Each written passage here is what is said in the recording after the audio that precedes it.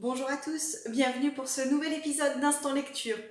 Ça faisait si longtemps que je vous parlais de ce livre technique dans les vidéos précédentes. Le voilà enfin. Il est pas si long que ça à lire, le pire. C'est juste que les journées ont été très chargées et que le soir, j'avais pas forcément la tête à me mettre dans un livre intelligent. Il s'agit, donc j'ai mon anti-sèche parce que le titre il est long et qu'il y a plusieurs auteurs. Donc c'est le livre qui s'intitule Ma santé, ma planète, mon budget, guide pratique pour agir au quotidien de Clémence Pouclet, Oxane Maury-Biron et Évangéline Barbier. Il s'agit d'un guide pour la vie quotidienne. En fait, il est divisé en plusieurs gros chapitres sur l'alimentation, les objets de notre quotidien, la qualité de notre intérieur, la qualité de l'extérieur, et les consommations d'énergie, si j'en oublie pas sur la route. Et en fait, pour chacune de ces parties, les auteurs ont divisé ensuite par type de problématique, type de produit. Donc par exemple, pour l'alimentation, il y a une partie sur la viande, une partie sur le poisson et ainsi de suite. Et dans chacune de ces parties, elle nous explique les problématiques rencontrées pour chacun des produits évoqués. Si on prend l'exemple des jouets, par exemple pour les enfants, elles vont nous expliquer quelles sont les molécules qu'on va retrouver dans le plastique des jouets ou dans les vernis pour les jouets en bois. Donc quelles sont les molécules qu'on retrouve et le problème que ces molécules posent sur la santé et éventuellement sur l'environnement. Donc ça, c'est cette première partie de sensibilisation, on va dire, pour chaque élément du livre. Et ensuite, on trouve également une partie plus de solutions et d'alternatives. Et ce qui est intéressant, c'est que pour chacune des alternatives proposées, les auteurs nous proposent un listing, j'allais dire, des avantages et des inconvénients de ces alternatives-là, et surtout des ordres de grandeur pour les tarifs quand on va aller acheter les alternatives. Et également, régulièrement, au long du livre, elle nous propose des recettes pour faire soi-même ces alternatives-là quand c'est possible. Donc il y a également, par exemple, des recettes de produits ménagers, de liniments pour les bébés, etc. Donc ça permet d'avoir d'autres pistes de réflexion pour celui qui veut aller encore plus loin dans la mise en œuvre du roman. Enfin, du roman. Lapsus. Du livre. J'ai apprécié le fait que ce livre il brosse vraiment l'ensemble de nos modes de vie. On va de l'alimentation jusqu'à l'entretien du jardin. C'est la première fois que je tombe sur un livre qui est aussi exhaustif dans les sujets abordés.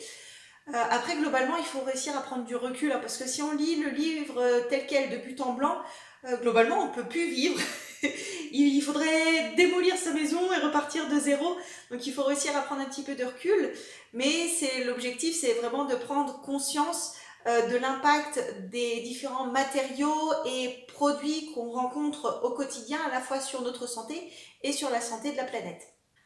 En revanche, il y a un point qui m'a vraiment bloquée, et ce, malheureusement, dès le premier chapitre qui traitait de l'alimentation, parce que je travaille un peu dans ce monde-là. En fait, les auteurs, elles nous présentent dans les alternatives les différents labels qui existent, bio, Déméter, MSC, etc. Et ce qui m'embêtait, c'est qu'il y a des grossières approximations qui ont été faites et qui peuvent porter à confusion sur les philosophies et les cahiers des charges des labels.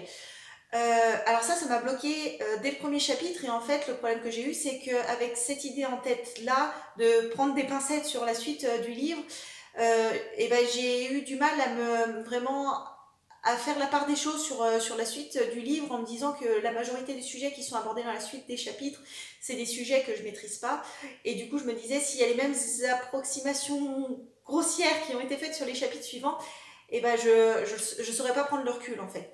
Donc ça m'a un peu dérangée.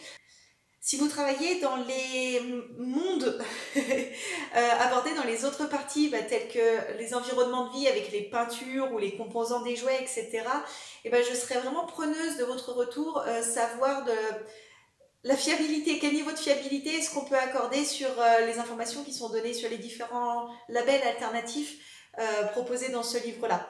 Voilà, donc n'hésitez pas à échanger et me faire connaître tout ça dans la barre des commentaires, ça me serait très, très utile, et ça me rassurerait aussi par la même façon. Globalement, les conseils qui sont donnés dans ce livre-là, ils sont généraux et sont intéressants. Je pense que l'objectif des auteurs, c'était de nous donner les cartes en main pour choisir quand on est au supermarché ou dans n'importe quelle boutique, choisir entre différents produits en toute conscience et en tout état de cause. Donc je pense qu'en tout cas pour moi, l'objectif il est atteint. C'était après, ça enfonce des portes ouvertes, hein. Si vous vous intéressez un petit peu à l'environnement, ce livre-là, il révolutionnera pas votre quotidien. Mais j'ai bien apprécié tous les tableaux en fait avec les différentes molécules et puis les effets sur la santé et l'environnement. Ça permet de prendre un petit peu de recul et comprendre un petit peu mieux les enjeux des compositions en fait des produits qu'on utilise. Voilà enfin le livre dont je vous parlais depuis un certain nombre de vidéos. J'ai mis un peu plus de temps à le lire que prévu parce que j'avais des super romans sous le coude et quand on est fatigué le soir, le choix il est assez vite fait entre un livre technique et sérieux et un roman. En tout cas pour ma part.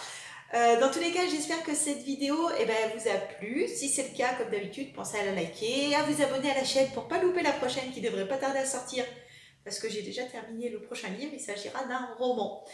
En attendant, je vous dis à très bientôt et je vous souhaite une belle journée à tous.